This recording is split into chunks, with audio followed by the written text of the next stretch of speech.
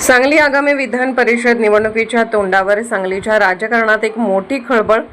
भाजपाच्या 10 नगरसेवक काँग्रेसच्या संपर्कामध्ये आणि खळबळजनक घडामोड समोर आली आहे.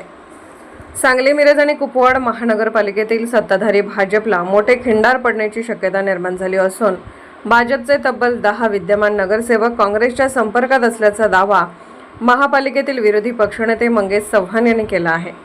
चव्हाण यांच्या या दाव्यामुळे सांगलीतील राजकीय वर्तुळात प्रचंड खळबळ उडाली आहे. गेल्या काही दिवसांपासून सांगली महापालिकेत विकास कामांचे नियोजन आणि स्वीकृत नगरसेवक पदाच्या निवडीवरून सत्ताधारी आणि विरोधकांमध्ये जोरदार संघर्ष सुरू आहे.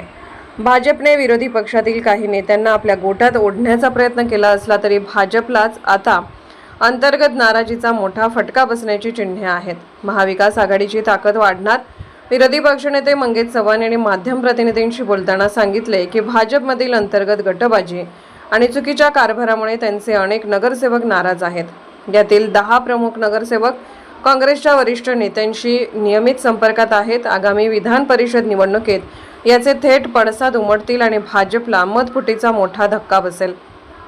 महापालिकेत सत्ता टिकवण्यासाठी भाजपकडून जोरदार मोर्चेबांधणी केली जात असतानाच काँग्रेसने टाकलेल्या या राजकीय गुगलीमुळे भाजपच्या गोटात चिंतेचे वातावरण पसरले आहे. लोकसभा आणि विधानसभा निवडणुकीच्या बदललेल्या समीकरणानंतर आता महाविकास आघाडीचा प्रभाव स्थानिक पातळीवर वाढताना दिसत असून नाराज नगरसेवक लवकरच अधिकृत निर्णय घेतील अशी चर्चा राजकीय वर्तुळात रंगली आहे. दरम्यान भाजप या दाव्याला कसे उत्तर देते आणि आपले नगरसेवक रोखण्यात यशस्वी ठरते का, याकडे आता सर्वांचे लक्ष लागले आहे.